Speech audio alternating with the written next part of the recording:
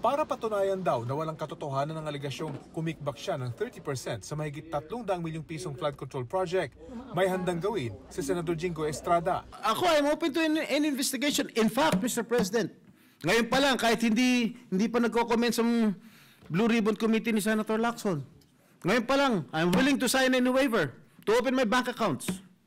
I don't know with Senator Joel, maybe he will also conform with my idea.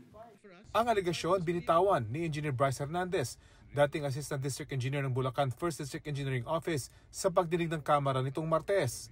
Na-contempt sa Senado si Hernandez noong pagdinig ng Blue Ribbon Committee noong Lunes. Noong Martes, inilipat siya sa PNP Custodial Center matapos siyang umapela ng proteksyon sa Kamara dahil sa pangamba raw sa kanyang seguridad. Pero kinabukasan, nagmosyon si Estrada na ilipat si Hernandez sa Pasay City Jail, bagay na inoprobahan sa plenaryo.